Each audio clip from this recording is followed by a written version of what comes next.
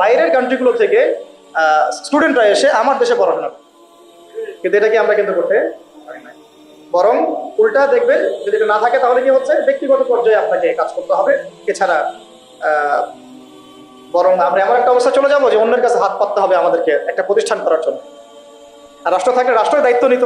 টিচারদের বেতন দিবে রাষ্ট্র, ওস্তাদদের বেতন দিবে রাষ্ট্র, ইমাম সাহেবের বেতন দিবে রাষ্ট্র, তাদেরকে গাড়ি দেওয়া হবে, তাদেরকে ফ্ল্যাট দেওয়া হবে, তাদের তো অধিকার আছে, তাদেরকে রেশন দেওয়া হবে, তাদেরকে দেশের সম্পদ হিসেবে গড়ে তোলা হবে এবং জাতির আকীদা আমলের সংস্কারের জন্য তাদেরকে রাষ্ট্র কাজে লাগাবে।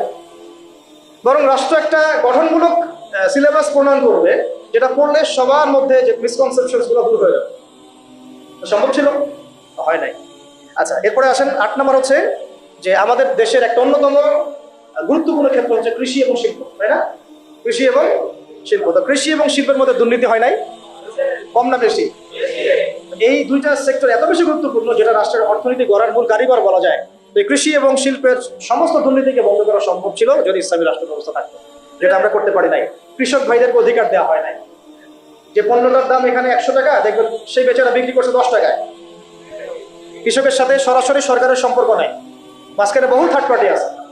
তাহলে ওদের উপর জুলুম হচ্ছে না? যে শ্রমিকের আপনি গার্মেন্টস এর বেতন দিচ্ছেন 10,000 টাকা, 12,000 টাকা, এই পণ্যগুলোকে এক্সপোর্ট করে তারা কোটি কোটি টাকার বিজনেস করছে। তাদের এবং রাষ্ট্রের মাঝখানে একটা কি আছে, মধ্যস্থতা করার একটা মাঝখানে থার্ড পার্টি আছে। মাঝখানে অনেক টাকা পয়সা গায়েব হয়ে যাচ্ছে একবার উপরে। এর উপরে যাচ্ছে না, যাচ্ছে কানাডায়, সুইজারল্যান্ডে, সুইস ব্যাংকে, অমুক জায়গায়, তমুক জায়গায়। তো এই যে গরিবের রক্তচোষা অর্থনীতি, এটা বন্ধ করা যেত যদি আমরা ইসলামী রাষ্ট্র ব্যবস্থা প্রণয়ন করতে পারি। কি লম্বা হয়ে যাচ্ছে নাকি? আচ্ছা, 25টা পয়েন্ট বলবো আপনাদের ইনশাআল্লাহ। কয়টা? আজকের মতো 25টা, আরো আছে। যখন কিতাব আসবে ইনশাআল্লাহ তখন আরো 50টা 100টা পাবেন ইনশাআল্লাহ। কয়টা বলছি? 8টা। হ্যাঁ, 8টা না? 9 নম্বর লিখেন।